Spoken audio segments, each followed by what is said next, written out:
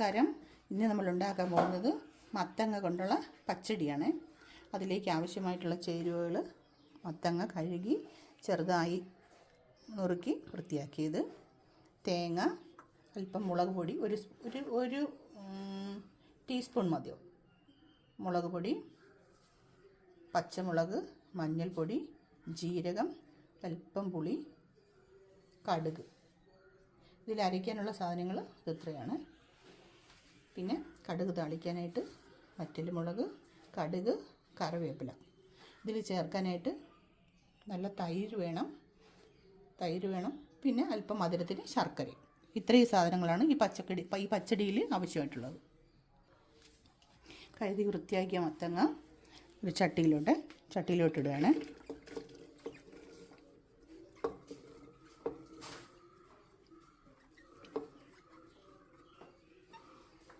വെള്ളം ഒഴിച്ചു കൊടുക്കാം. ഇത് ഒരു 1.5 കപ്പ് വെള്ളമാണ്.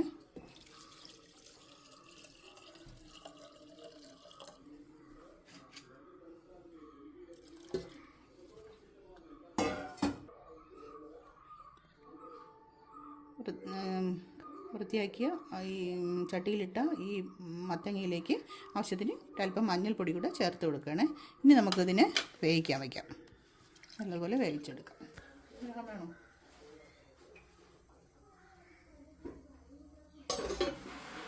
സമയത്തേക്ക് നമുക്ക് അരപ്പ് റെഡിയാക്കി എടുക്കാമേ. തേങ്ങയും മുളകും അല്പം മഞ്ഞൾപ്പൊടിയും കൂടെ ചേർത്ത് മിക്സിയുടെ ജാറിനകത്തോട്ടിടാം. ജാറിലിട്ട് നന്നായിട്ടൊന്ന് അരച്ചെടുക്കാം. പച്ചമുളക്, ജീരകം, കടുക്,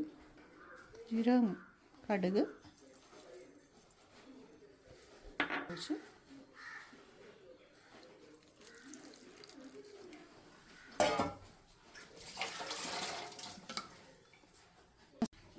അപ്പോൾ നമ്മൾ കൂട്ട് അരച്ചെടുത്തിട്ടുണ്ട്. ഈ ഒരു പരുവത്തിലാണ്. ഇത്രയും നന്നായിട്ട് അരച്ചെടുക്കണം. എന്നിട്ട് അതിൽ നമുക്ക് അല്പം പുളി കൂടി പിഴിഞ്ഞ്, പുളിക്കാൻ വെള്ളത്തിലിട്ട് വെച്ചിട്ടുണ്ടായിരുന്നു, അതിലല്പം പുളി പിഴിഞ്ഞ്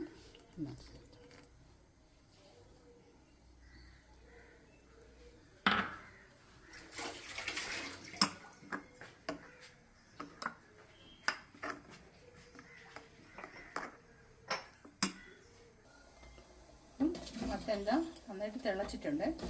ഇനി നമുക്കതിൽ ഉപ്പ് ചേർത്ത് കൊടുക്കാം. കുറച്ച് ഉപ്പ് ചേർക്കാം.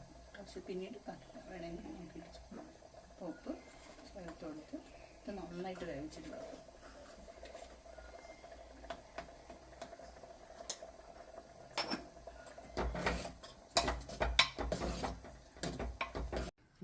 തൈര് എടുത്ത് വെച്ചിട്ടുണ്ട്. അതൊന്ന് നന്നായിട്ട് കടഞ്ഞ് കട്ടയെല്ലാം കളഞ്ഞെടുക്കാം.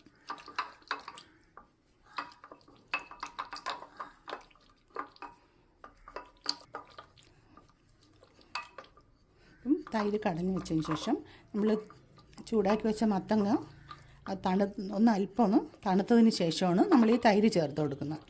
അതിന് ശേഷം കടുക് താളിച്ചൊഴിക്കും. തൈര് നന്നായിട്ട് കടഞ്ഞിട്ടുണ്ട്. കട്ടയില്ലാതെ കടഞ്ഞെടുത്ത് മാറ്റി വയ്ക്കാം. ഇനി നമ്മൾ അതിൽ തൈര് ചേർക്കുകയാണ്.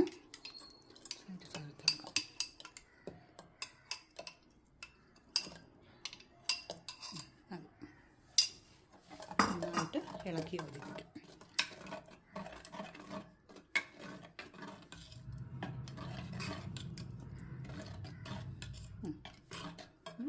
അപ്പോൾ ചീനച്ചട്ടി ചൂടായിട്ടുണ്ട്. നമുക്ക് എണ്ണ ഒഴിച്ചെടുക്കാം. കുറച്ച് മതി. ആ എണ്ണയിലേക്ക് കടുക്,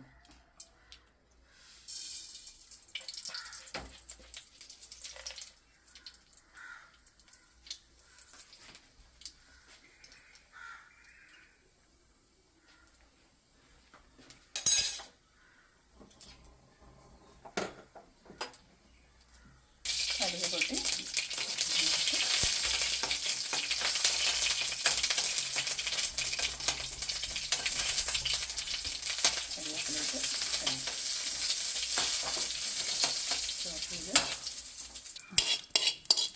ഇതിലേക്ക് ഒഴിച്ചു കൊടുക്കും.